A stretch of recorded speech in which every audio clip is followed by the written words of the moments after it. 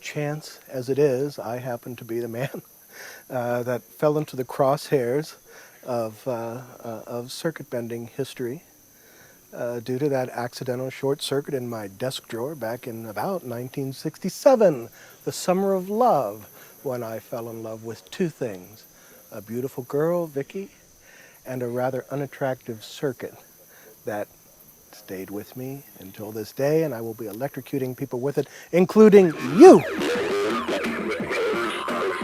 if you want me to. Hell yeah. And that is the wavelength.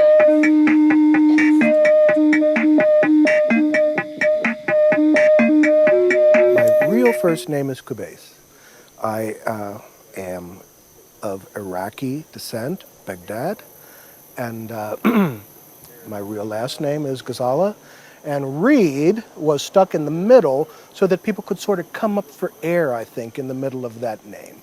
Qubais Reed Ghazala is my given name, but they thought it would be kinder to call me Reed in grade school. They thought I would be up to less ridicule, I suppose, if I became known as Reed rather than Qubais. Yeah, Qubais software. No, I mean, Qubais is a French soup. Qubais is me. I make soup.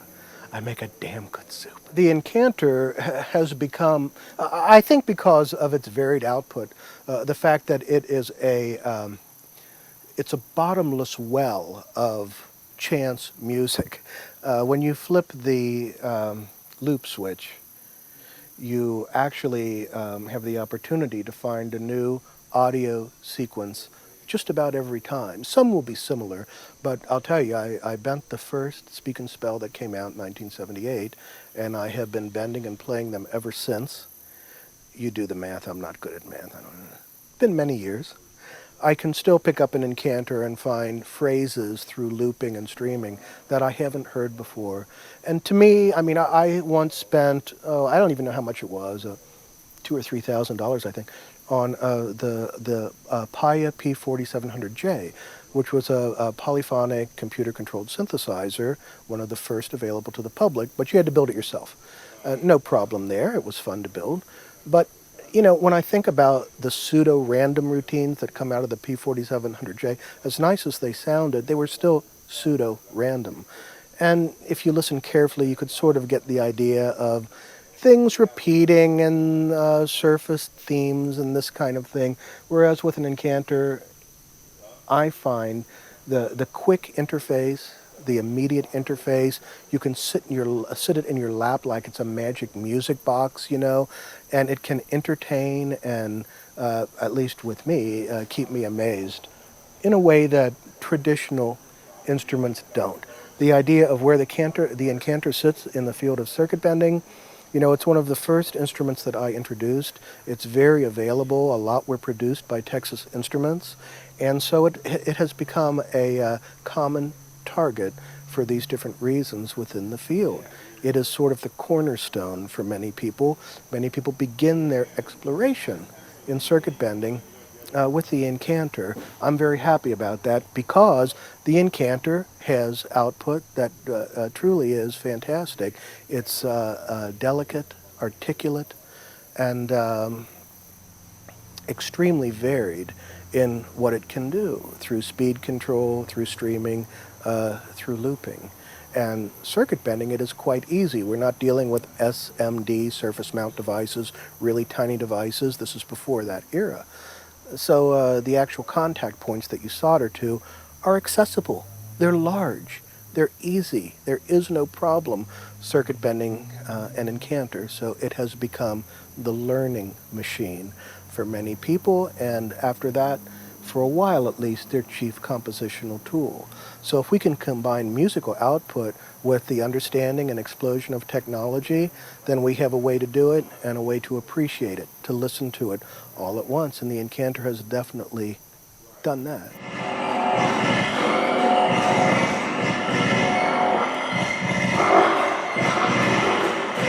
It's one of the reasons that I think Texas Instruments is okay with the idea of everyone repurposing the circuit. One of the representatives of TI, a nice lady who I wish I learned her name. I never did. I only heard that she commented on this.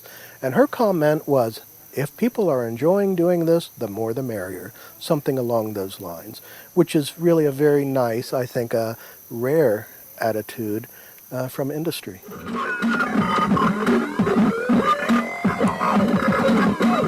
Well, because it spoke. You know, up till that point, we were dealing with blips and beeps and little toys that made odd little electronic oscillator noises.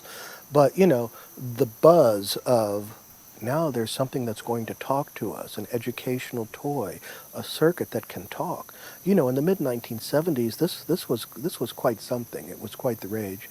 So I had circuit bent quite a few things by then. Of course, my experience started more than 10 years prior to the introduction of the TI series. So I was aware of the fact that technology was about to bring synthetic human speech to the consumer. My first thought, of course, was what will happen to this talking device if we realign its synapse? Will it be like us if our synapse is realigned?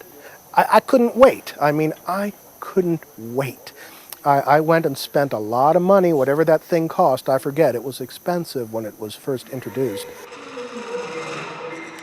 I immediately took it apart, short-circuited it, chance bent it as always, and I was so inspired by the sounds that came out of it that I wanted to keep working with it and working with it and working with it, and I did. And I drained my first set of 4 C cells.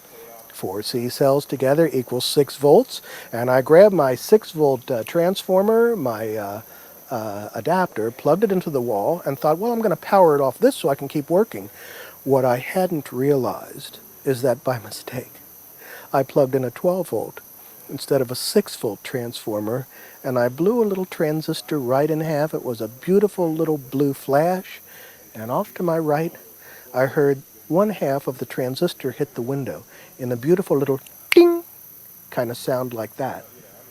And I thought, boy, this is really a dangerous little weapon if you overpower it, because it was a little projectile, you know, that flew out of the thing.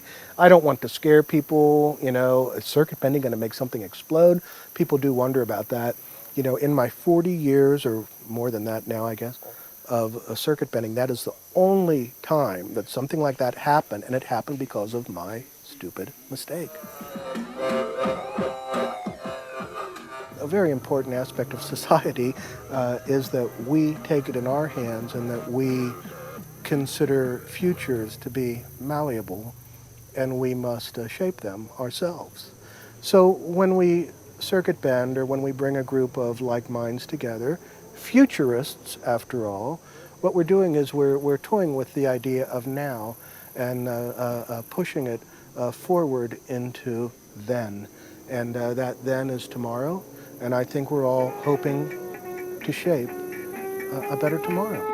Yes, it works. I'm so happy.